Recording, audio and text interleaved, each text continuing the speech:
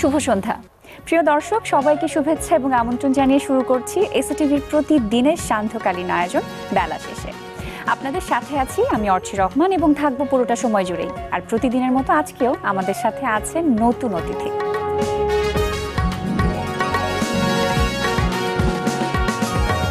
প্রিয় দর্শক, আজ আমাদের সাথে আছেন দুজন অতিথি।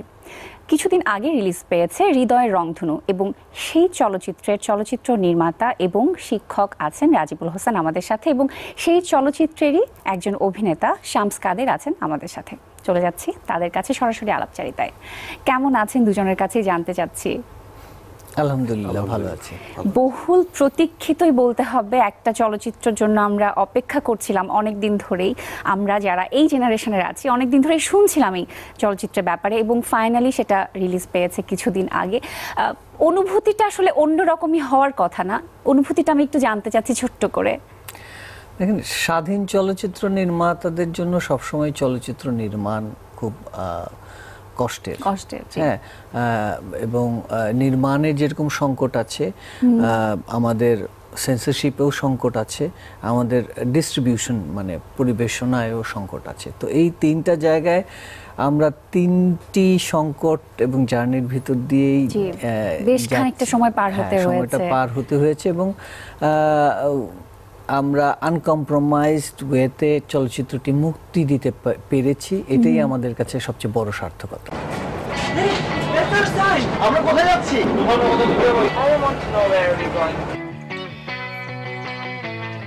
মিনা, চলো, আমাদেরকে যেতে হবে। What are you doing? বস্তিদের পথে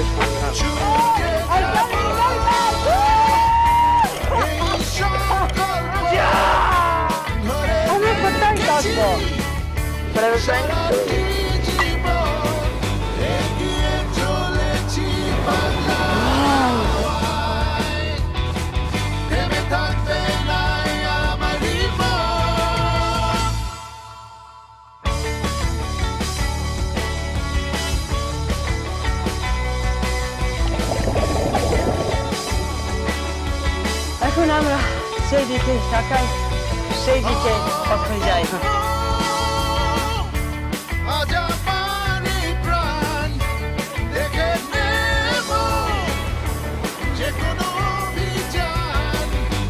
কিছু আছে সব আজ আমার মনের মাঝে এক নতুন বাজনা বাজে, আজ আমি সীমাহীন।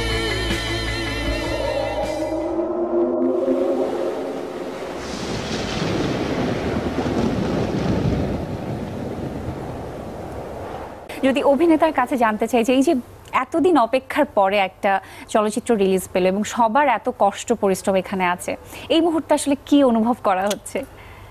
সত্যিকার অর্থে আমরা যখন সিনেমাটা বানিয়েছি, আর যারা আমরা বানিয়েছি আমরা সবাই অনেক পড়াশোনা করে R&D করেই বানিয়েছি, তো আমাদের সেটা সেই কনফিডেন্সটা ছিল যে হতে পারে একটু সময় লাগছে, বাট যখনই এটা আসবে এটা স্লো পয়জনের মতো ছড়াবে। এবং এই সিনেমাটার মাধ্যমে আমরা বাংলাদেশকে বিশ্বের কাছে তুলে ধরেছি। সত্যি that is what we did. আর এই ভাবনাটা থেকে পরিকল্পনাটা কি করে হলো এবং কবে থেকে আপনি এই গল্পটা নিয়ে ভেবেছিলেন? দেখেন, হৃদয়ের রংধনু আসলে কোনো গল্প না, এটা একটা জীবন পরিবর্তন, জীবন পরিবর্তনের চিত্র। আমরা বেসিক্যালি 15 থেকে 30 বছর বয়সী ছেলে মেয়েদের উপর একটি গবেষণা করেছিলাম। ওরা কি খায়, কি খেতে পছন্দ করে, কোথায় আড্ডা দেয়, ওদের ল্যাঙ্গুয়েজ কি, এন্টারটেইনমেন্ট কি।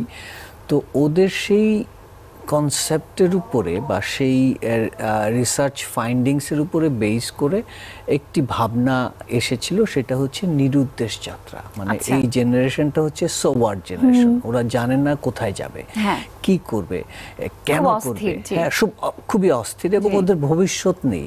তো এরা তো বাংলাদেশেই বিলং করে, তো দেশ ওদেরকে ওদের কাছে নতুনভাবে হাজির করতে হলে ওদেরকে একটি নিরুদ্দেশ যাত্রার ভিতর দিয়ে যেতে হবে, যে কারণে হৃদয়ের রংধনুতে এসেছে 4টা চরিত্র।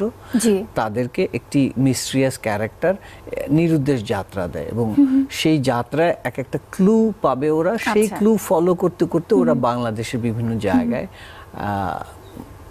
মানে গিয়ে একটা গেমের মতো একটা ব্যাপার। গেমের মতো এবং সত্যিকার অর্থেই আসলে ওরা জানতো না কোথায় যাবে। মানে আমরা কিন্তু কোনো অভিনেতা অভিনেত্রী নিইনি, আমরা 4টা ক্যারেক্টার সিলেক্ট করেছিলাম 2500 স্ক্রিন টেস্ট নিয়ে। আচ্ছা। আর আমরা নিজেরাও আসলে জানতাম না যে ওরা কি করবে। আমাদের একটা ধারণা ছিল যে এই ক্লুর পরে ওই ক্লু হবে, কিন্তু আচ্ছা। ওরা ইন বিটুইন কি রিয়্যাক্ট করবে, কি ওদের ডায়ালগ দিবে, বা এই চলচ্চিত্রে এরকম হয়নি যে এই ডায়ালগটা দেওয়া আছে এইটাই 100 বার নিতে হবে, না। ও আচ্ছা। Most of the shots are single take, আচ্ছা, বাহ। মানে ডকুমেন্টারির মতো করে করা, কিন্তু ফিকশনাল ক্যারেক্টারের সঙ্গে ব্লেন্ডেড কিছু বিষয় আছে যেটা দর্শকরা হলে গিয়ে নতুন ভাবে আবিষ্কার করতে পারে। অবশ্যই। এবার যদি 4টা ক্যারেক্টারের মধ্যে একটা ক্যারেক্টারের কথা বলি, সেটা হচ্ছে শামস ভাইয়া যেটা প্লে করেছেন, সেটা কি ছিল? ক্যারেক্টারটা কেমন ছিল? ক্যারেক্টারটা ছিল হচ্ছে গিয়ে একটা বিজনেস ব্যাকগ্রাউন্ডের একটা ছেলে। আচ্ছা। সে ব্যবসা নিয়ে সারাক্ষণ চিন্তা ভাবনা করে এবং সে পড়ছেও ব্যবসার উপরে। আচ্ছা। তো দ্যাট ওয়াজ মাই ক্যারেক্টার, যে সব সময় যে কোনো জিনিসের মধ্যে he tries to find out how to earn money and make money out of it. That was my character. আচ্ছা, আপনি মডেলিং ব্যাকগ্রাউন্ড থেকে এসেছেন এবং অনেকগুলো যাচাই বাছাই হয়ে কিন্তু যেটা 4টা ক্যারেক্টার ঠিক করা হয়েছে। তো অভিনয়ে নতুন যে ঢুকতে যাওয়া বা এই একটা ক্যারেক্টারে ঢুকতে যাওয়া, এটা আপনি কি করে প্রসেসিংটা করেছিলেন? আসলে ক্যারেক্টারে আমাকে ঢুকতে হয়নি, আই ওয়াজ আচ্ছা। Just being myself. আমি যখন ফার্স্ট সিনেমা সিলেক্ট করছিলাম, আমি আপনাকে আগেও বলেছি যে বাংলাদেশি সিনেমা আসছে, কলকাতার সিনেমা আসছে, জি। বাট সব লোকাল, কোনো ইন্টারন্যাশনাল কোনো প্রজেক্ট আসছিল না। I was waiting for that. তখন আমাদের ডিরেক্টর রাজিবুল হোসেন স্যার আমাকে ফোন দেন, আমাকে অফিসে ডাকেন। আচ্ছা, আমরা কথা বলি, দীর্ঘ 2 ঘন্টা 3 ঘন্টা কথা বলেছি। বাহ। বলার পর একটা পর্যায়ে উনি বুঝতে পারলেন যে হ্যাঁ, এই ক্যারেক্টারটা যাবে এই সিনেমার সাথে। ক্যারেক্টারটা সম্পর্কে আইডিয়া ছিল? জি জি জি। আচ্ছা আচ্ছা, এই যে চমৎকার যে অভিজ্ঞতাগুলো, জি। অনেক কিছু কিন্তু শোনবার বাকি আছে। জি। ছোট্ট একটা বিরতি সময় হয়ে গেছে। ডেফিনেটলি। প্রিয় দর্শক, নিয়ে নিচ্ছি ছোট্ট একটা বিরতি, ফিরে আসছি আবারও আমাদের আজকের অতিথিদের কাছে। আমাদের সাথেই থাকবেন।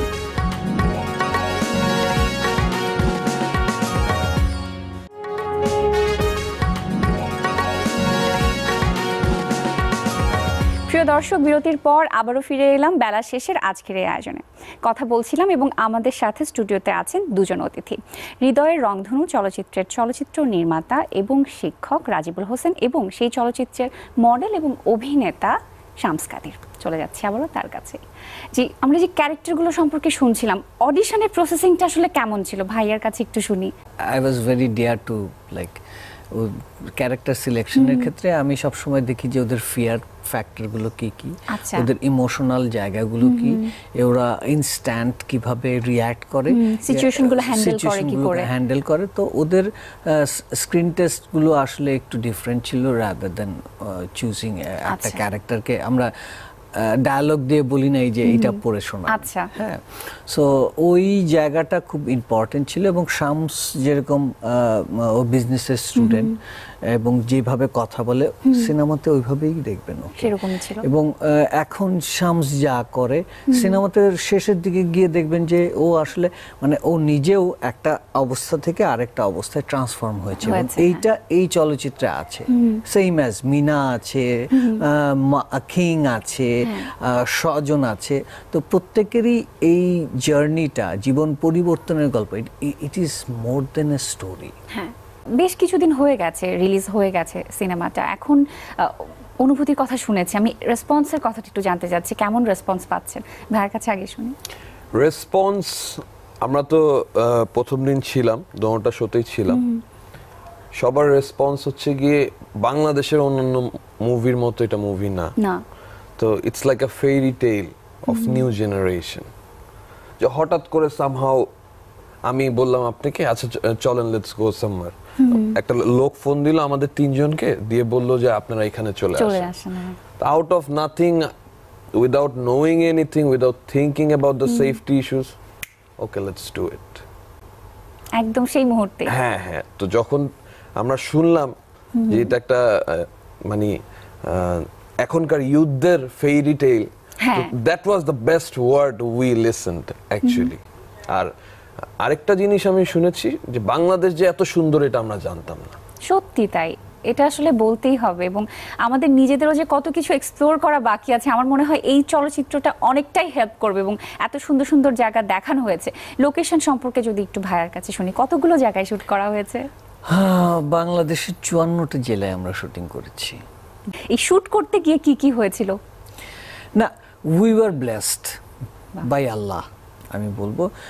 যতবার আমরা শুটিং করতে গিয়ে আমরা যেটা চেয়েছিলাম সেটা হয়তো পাই নাই, কিন্তু যেটা পেয়েছি সেটা যা চেয়েছিলাম তার থেকে বেশি পেয়েছি। মানে বাংলাদেশ এমন একটা ল্যান্ড যেখানে আপনি যা চাবেন তার থেকে সবসময় বেশি পাবেন। কোন জায়গাটা সব থেকে ভালো লেগেছে যদি এটা জানতে চাই, আমাদের দেশের শুট করতে যে কোন জায়গাটা ভালো কোন লেগেছে? জায়গা থেকে কোন জায়গা ভালো লাগেনি আপনি সেটা বলেন। বিশাল একটা লিস্ট হয়ে যাবে। আমি ঢাকায় আমার জন্ম, জি। আমার পড়াশোনা নর্থ সাউথ ইউনিভার্সিটি থেকে। আমি খুব বেশি ঢাকার বাইরে যাইনি।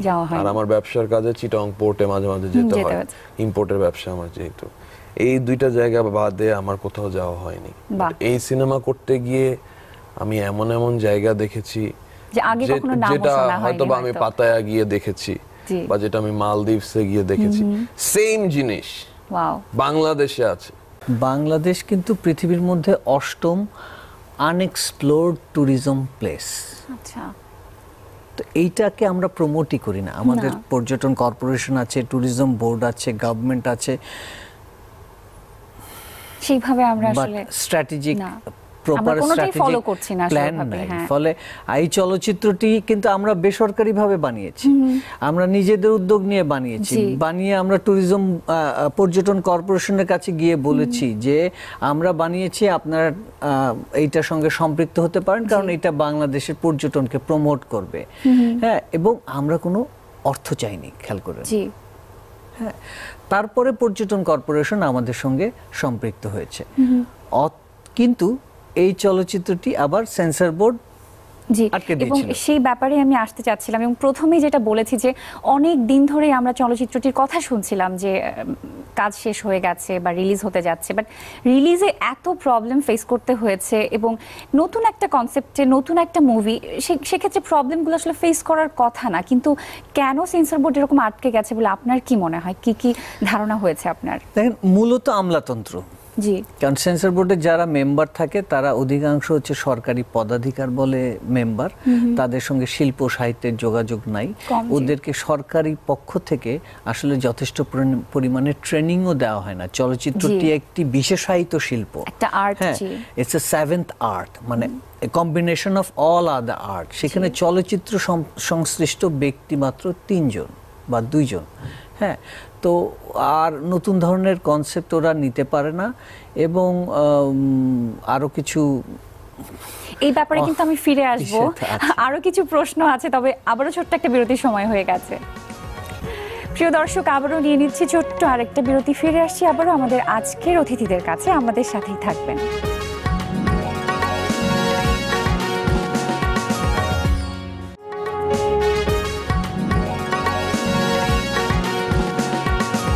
প্রিয় দর্শক, বিরতির পর আবারও ফিরে এলাম বেলা শেষের আজকের এই আয়োজনে। আপনাদের সাথে আছি আমি অর্চি রহমান, এবং আমাদের সাথে স্টুডিওতে আছেন দুজন অতিথি, চলচ্চিত্র নির্মাতা এবং শিক্ষক রাজিবুল হোসেন এবং মডেল এবং অভিনেতা শামস কাদের। চলে যাচ্ছে আবারও তাদের কাছেই। যেটা শুনছিলাম যে এতগুলো ডিফিকাল্টিস ফেস করে তারপর রিলিজ হয়েছে, যে সেন্সর বোর্ডের যে ইস্যুগুলো নিয়ে কথা হয়েছে, আপনার কাছে আসলে সেটার গ্রহণযোগ্যতাটা কতটুকু আমি জানতে চাই, কারণ আপনার জন্য চলচ্চিত্রটা একটা সন্তানের মতো। সেন্সর বোর্ড তো আসলে থাকাই উচিত না। আচ্ছা, কারণ হচ্ছে যে বাংলাদেশের সংবিধানে আছে স্বাধীন মত প্রকাশের অধিকার। জি, সেখানে সেন্সর বোর্ড এরকম একটি প্রতিষ্ঠান যেখানে কাঁচি চালানোর জন্য লোকজন বসে থাকে, প্রয়োজনে অপ্রয়োজনে। হ্যাঁ, আমাদের ক্ষেত্রেও এরকমই ঘটেছিল। সেন্সর বোর্ড 8টি পয়েন্ট দিয়েছিল, যার 4টি চলচ্চিত্র অনুপস্থিত। আচ্ছা, যা অনুপস্থিত আমি কর্তন বা সংশোধন করব কিভাবে সম্ভব সেটা? ফলে ঝামেলা আছে। আর আরেকটা জিনিস দেখবেন যে শিল্পের অন্য কোনো মাধ্যমে, নাচ, সঙ্গীত, কবিতা, উপন্যাস, কোথায় সেন্সর বোর্ড আছে? নেই। কোথাও নেই। তাহলে চলচ্চিত্রে কেন? মানে এই ভীতিটা কেন? পুরো ওয়ার্ল্ডে এখন সার্টিফিকেশন বোর্ড আছে, অর্থাৎ সিনেমা, হ্যাঁ এরা বাচ্চাদের জন্য, এটা জি। প্রাপ্তবয়স্কদের জন্য এইজ ডিফারেন্স হতে পারে, সার্টিফিকেশন বোর্ড থাকতে পারে, থাকতে পারে, জি। সেন্সর বোর্ডের প্রয়োজনীয়তা আসলে নেই এখন। জি। হ্যাঁ, ফলে এটা যত তাড়াতাড়ি বিলুপ্ত হবে তত তাড়াতাড়ি আমরা চলচ্চিত্রের স্বাধীনতার দিকে আরেক ধাপ আগাতে পারবো। এগোনো যাবে, সত্যি। আনফরচুনেটলি এই বিষয়টা নিয়ে কেউ কথা বলে না। কথা বলেন, এবং সবাই কিন্তু দিনের পর দিন এই প্রবলেমগুলো ফেস করেই যাচ্ছে, কিন্তু সেগুলো আসলে সামনে আসছে না, আর আসলেও কতটুকু আসলে কার্যকর হচ্ছে সেটাও কিন্তু একটা প্রশ্ন থেকে যায়। আর আমাদের চলচ্চিত্রকে যথেষ্ট পরিমাণে শিল্প হিসেবে ঘোষণা করেছিলেন প্রাইম মিনিস্টার, জি। কিন্তু সেই শিল্পকে শিল্প হিসেবে রূপদানের যেই পরিকল্পনা, মানে স্ট্র্যাটেজিক সরকারি যেই পরিকল্পনা হওয়া উচিত ছিল সেটা হয় নাই। আর আমরা তো সবাই ব্যক্তি স্বার্থ নিয়ে এত লেগে থাকি, সেখানে আসলে একটা মানে শিল্প ধ্বংস হয়ে যাচ্ছে। মানে 1200-1300 সিনেমা হল থেকে এখন 200 সিনেমা হল আপনি পাবেন না, এবং তাও যেগুলোর অবস্থা খুবই করুণ, কয়েকটা ভালো না হলে খুবই বাকিগুলো। করুন, মানে এইটা তো হতে পারে না। জি। হ্যাঁ, ধ্বংস হয়ে গেছে এই ইন্ডাস্ট্রি। হ্যাঁ, আমরা স্বাধীন চলচ্চিত্র নির্মাতা, সেইখান থেকে স্বাধীন একটা চলচ্চিত্র নির্মাণ এবং প্রদর্শন ব্যবস্থার দিকে যাচ্ছি, এবং সেই জন্যই আমাদের ফাইটটা আরো কঠিন। এবং পথটা আসলে অনেক কঠিন, কারণ আমরা তো অর্থের বিনিময়ে চলচ্চিত্র, মানে অর্থের জন্য চলচ্চিত্র নির্মাণ করছি না, আমরা দেশের বৃহৎ স্বার্থে চলচ্চিত্র নির্মাণের জন্য চেষ্টা করছি। বাহ, চমৎকার। ভাইয়ার কাছে আসতে চাচ্ছি যে এই প্রথম একটা চলচ্চিত্রে কাজ করা হয়ে গেছে, এবং আপনার ব্যাকগ্রাউন্ডটা মডেলিং থেকে, টিভিসিতে কাজ করা হয়েছে, ফটোশুটে কাজ করা হয়েছে। এখন যেহেতু এই একটা চলচ্চিত্রের কাজ হয়ে গেছে বা রিলিজ হয়ে গেছে, এর পরবর্তী প্ল্যানটা আসলে কি? এরপরে- অভিনয়ের দিকে বা অ্যাক্টিং এর দিকে ঝোঁকা হচ্ছে? আচ্ছা, এরপরে আরেকটা সিনেমা করেছি আমি, এটা আচ্ছা। হচ্ছে কি হরর থ্রিলার। এটা 99 ম্যানশন নাম এটার। এটা মালয়েশিয়ান এবং বাংলাদেশ জয়েন্ট ভেঞ্চার। এটা হচ্ছে কি মিজানুর রহমান লাবু ভাইয়ের। আরো আচ্ছা। কিছু প্রজেক্ট আসছে, আমাদের নিজস্ব কিছু প্রজেক্ট আসছে, প্লাস আমার হোম প্রোডাকশনের কিছু আসছে। তো আস্তে আস্তে একটা একটা করে দেখবেন আপনারা, আচ্ছা। আশা করছি। ভাইয়া, গানগুলোর প্রসঙ্গে যদি একটু জানতে চাই। এই চলচ্চিত্রে 6টি গান আছে, যার ভিতরে 4টি গান করেছেন হচ্ছে সাকিব চৌধুরী এবং ফারহান সামাদ, 2টি গান করেছেন নীলকণ্ঠ। গানগুলো ব্যক্তিগতভাবে আমার খুব পছন্দ, এবং দর্শকরাও খুব সুন্দরভাবে গ্রহণ করেছে। প্রথাগত যেই ধরনের গানের প্র্যাকটিস সিনেমাতে আমরা চলছে, দেখি, সেটার বাইরে একটি অবশ্যই। গান, এবং একটি গান না বললেই নয়, সেটা হচ্ছে আমার বাংলাদেশ। জি। এটা নতুন বাংলাদেশের নতুন ইউথের থিম সং, অনেক সাড়া পেয়েছে গান, অনেক সাড়া পেয়েছে। জি। বাহ, চমৎকার। ভাইয়ার পছন্দের গান কোনটা? আসো দেখে যাও আমার বাংলাদেশ। বাহ, চমৎকার। ভাইয়ার কাছে প্রশ্ন করছি যে এই চলচ্চিত্র নিয়ে তো অনেকগুলো পরিকল্পনা ছিল, এবং মুক্তি দেয়া নিয়ে বা কোথায় কোথায় রিলিজ হচ্ছে সেগুলো নিয়ে পরিকল্পনা ছিল। এখন কি এটা দেশের বাহিরে কোথাও প্রদর্শিত করার বা মুক্তি দেওয়ার কোনো পরিকল্পনা হচ্ছে কিনা, কি ভাবছেন? হ্যাঁ, মানে আমরা বলছি যে এক পলকে বাংলাদেশ দেখতে চাইলে হৃদয়ের রংধনু দেখতে হবে, জি। ফলে এক পলকে বাংলাদেশ তরুণরা দেখতে চায়, আর এক পলকে বাংলাদেশ দেখতে চায় নন রেসিডেন্সিয়াল বাংলাদেশিরা, যারা পরিবার নিয়ে বিদেশে সেটেল হয়েছে কিন্তু দেশে আসতে পারে না, ইভেন তাদের সন্তানরাও আসতে পারে না, দেখেনি। ফলে ওই জায়গা থেকে আমরা মানে যত জায়গায় বাঙালি কমিউনিটি আছে সবার সঙ্গে যোগাযোগ করছি, বা অনেকেই আমাদের সঙ্গে যোগাযোগ করছে, চলচ্চিত্রটি তাদের মানে জায়গায় দেখাতে চায়, অস্ট্রেলিয়াতে, কানাডাতে, ইউকেতে, জার্মানিতে, মালয়েশিয়াতে। তো এগুলো প্রক্রিয়াধীন আছে। আমাদের কাছে আমরা যারাই আমাদেরকে ডাকবে, আমরা তাদের কাছে এই চলচ্চিত্রটি নিয়ে পৌঁছে যাব, কারণ আমরা মনে করি এই চলচ্চিত্রটি প্রথম ছবি বাংলাদেশের ইতিহাসে যেটা দেশকে ব্র্যান্ডিং করে করা হয়েছে। তাই, একদম একমত কথাটার সাথে। এবং বাংলাদেশে তো রিলিজ হয়েছে, যেই মুক্তি দেওয়া হয়েছে যেগুলো, যে হলগুলোতে, আর কি কি পরিকল্পনা থাকছে বাংলাদেশকে ঘিরে? কোনো জেলায় বা কোনো এরকম কি কোনো ভিন্ন রকমের পরিকল্পনা হচ্ছে? হ্যাঁ, আমরা দেশব্যাপী এই চলচ্চিত্রটি নিয়ে স্কুল, কলেজ এবং বিশ্ববিদ্যালয়গুলোতে যাব। আমরা চাই যে তরুণ প্রজন্ম নতুন বাংলাদেশকে আবিষ্কার করুক, এবং আমরা আসলে মানে দেশেও যেরকম ঘুরে বেড়াতে চাই, আমরা একটা ওয়ার্ল্ড ট্যুরও দিতে চাই এই আচ্ছা। ছবিটি নিয়ে। বিশাল একটা প্ল্যানিং হচ্ছে দেশের তাহলে। পতাকাকে আসলে হাজির করতে চাই নতুন প্রজন্মের কাছে। এটা ছাড়া যদি অন্য কোনো প্রজেক্টের কথা জানতে চাই বা কোনো ভাবনা কি এই মুহূর্তে মাথায় আছে, নতুন কোনো পরিকল্পনা? মানে দুটো ফিল্ম নিয়ে এখন কাজ চলছে।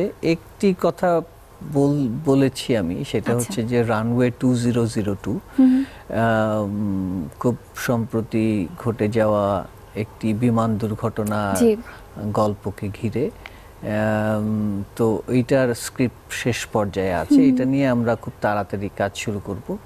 এটাও সত্য ঘটনাকে বেস করে করা, কিন্তু পুরোটা একটু ইন্সপায়ার্ড, গল্পের প্রয়োজনে তো কিছুটা করতেই হয়েছে। করতে হয়। আর আমি যেহেতু রিয়েলিটি ফিকশন একটা স্টাইল আমার হাজির করতে চাচ্ছি সিনেমার ল্যাঙ্গুয়েজে, ফলে ওই জিনিসটাই এই চলচ্চিত্রেও খুঁজে পাওয়া যাবে। একদমই শেষের দিকে আসলে গল্প করতে করতে, এবং মনে হচ্ছে যে আরো অনেক কিছুই জানবার ছিল, অনেকগুলো প্রশ্ন ছিল কিন্তু সময়ে বাধা পড়ে গেলাম, করতে পারলাম না প্রশ্নগুলো।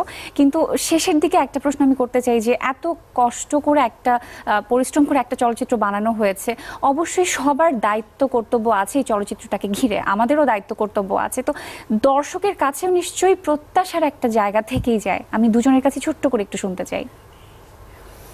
স্যার বলেন ফার্স্ট। জি, ভাইয়ের কাছে শুনি। আমাদের দর্শকের জন্য একটি কথা, আমাদের গানটা কি আমরা করব? হ্যাঁ, ডেফিনেটলি।